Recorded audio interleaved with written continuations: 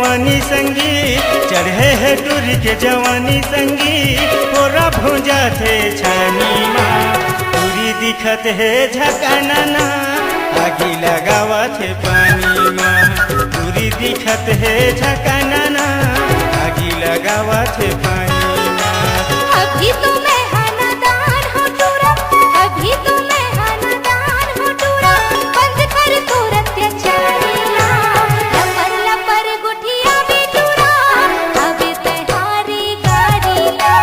लपर लपर गुठिया भी टूरा, अभी तैहारी गारीला।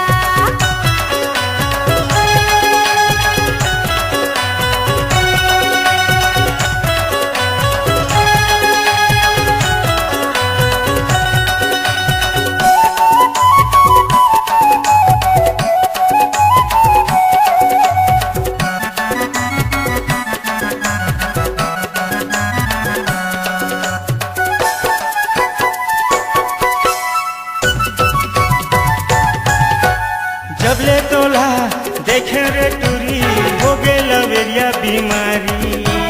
बिना पटाए तोला छोड़ाऊ नहीं, खावा भले मारे गारी।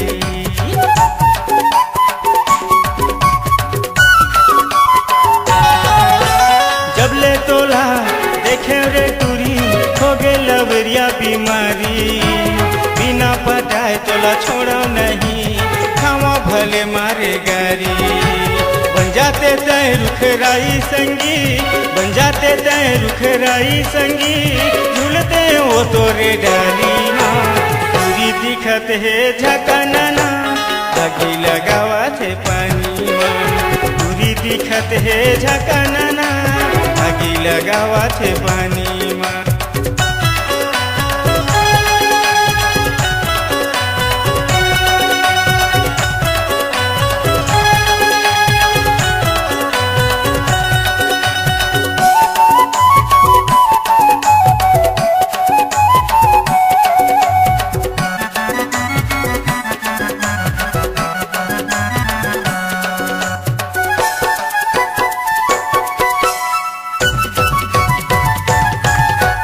मटर मटर झटकर टूरा, दर्पण माँ मुहला दे।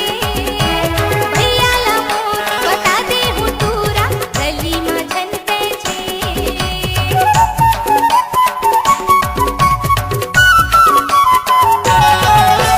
मटर मटर झटकर टूरा, दर्पण माँ मुहला दे।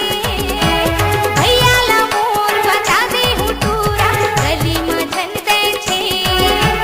हाथीला छोड़ मान बातेला मोर, हाथीला छोड़ मान बातेला मोर, देखे हम कतको पुजारीला। लपर लपर गुठिया भी टूरा, अभी तैहारी गारीला। लपर लपर गुठिया भी टूरा, अभी तैहारी गारीला। चढ़े है टूरी के जवानी संगी, चढ़े है टूरी के जवानी संगी, तोरा भूंजा थे छानी माँ। टूरी दिखत है झकाना, आगी लगावा थे पानी माँ। टूरी दिखत है झकाना, आगी लगावा थे पानी माँ। ए लपर लपर गुठिया भी टूरा, अभी तैहारी गारीला। टूरी दिखत है झकाना, आगी लगावा थे पानी माँ। लपर लपर गुठिया भी टूरा, अभी तैहारी गारीला। अगर कमाना चाहते हैं आप नाम, अपनी आवाज को देना चाहते हैं अंजाम, डिजिटल रिकॉर्डिंग के दुनिया में उभरता हुआ नाम कान्हा रिकॉर्डिंग स्टूडियो नवागढ़।